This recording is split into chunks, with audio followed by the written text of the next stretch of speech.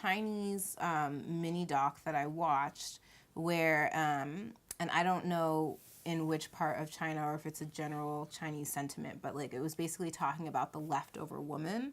And it's this thing that they have where it was just like if a woman turns 30 and she's not married, then she's seen as a leftover woman.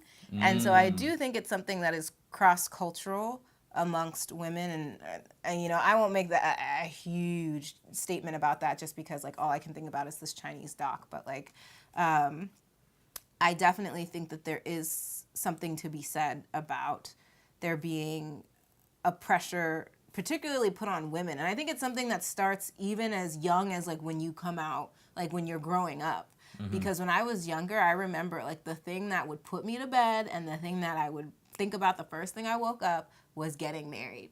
And like, you know, and it was like having a crush to envision them to be my husband. And like, I just don't ever think that my male friends grew up with that same kind of desire or sentiment. Now I think about marriage and I'm like, ugh. Like, I'm just like, not that I think that marriage is gross, but I think that there's just so many inaccurate statements. And first of all, I'm like, first and foremost, if you don't understand that marriage is a business transaction, like, and that's where the root of it came from, then like that's problematic to me in and of itself, because I think that there are so many ways in which marriage is carried out now that in a lot of ways, like if women aren't as well informed, like it is to their detriment to get married. Like if you don't have a prenup, if you don't have certain protections put in place.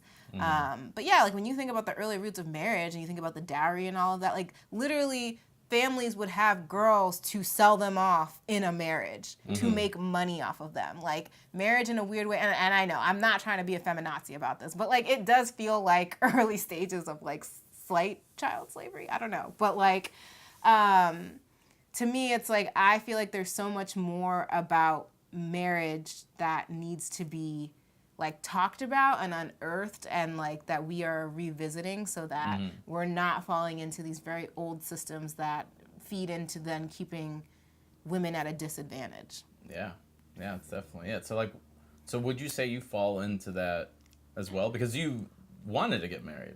I still do want to get married, but I now understand how much damn work it is. Like how much you really have to be about that marriage life in order to get into it. Like, okay, so for instance, and what you were talking about earlier, it made me think about her name. I'm gonna mess it up, but it's Shamanda Ngozi Adichie, and how she had said, you know, that women are taught to aspire to marriage and men aren't. That's a huge thing. Because like we get the Disney princess stuff and it's like, you know, oh, like, you know, one day like you'll get your own prince and everything. And we look at Meghan Markle and she was 36 when she got her prince, literally.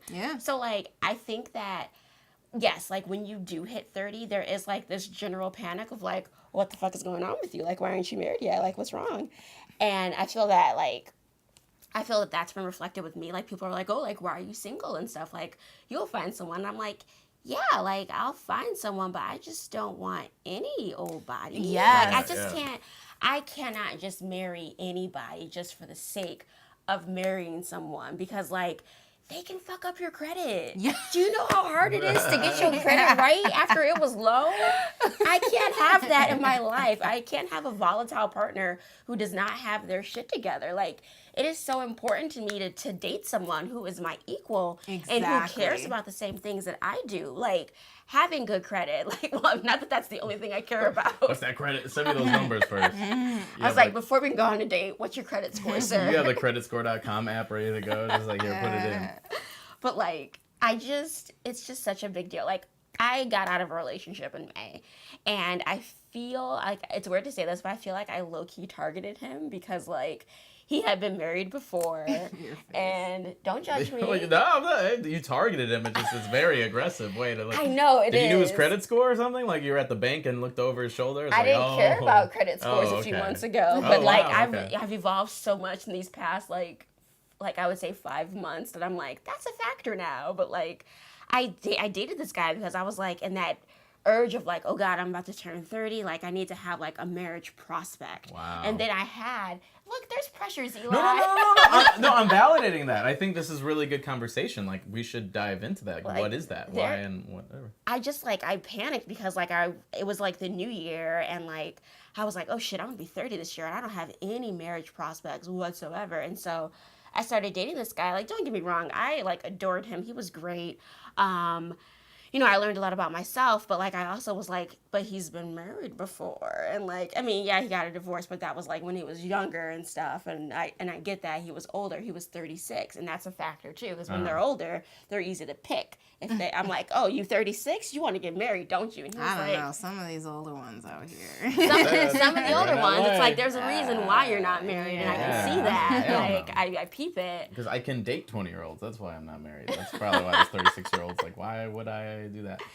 But like he wanted kids and stuff. Like we kind of had the same values in a way, but like there was just some things that he did not take care of about himself. Like he didn't really take care of his health. He didn't take care of his mental health, which is a huge thing now. Yeah. Like If you oh marrying my somebody, God. like I cannot marry you unless I want to have a conversation with your therapist, giving me a clean bill of health to start dating you, because I need to make sure that your emotional baggage, I need to make sure that that's something manageable that I can handle.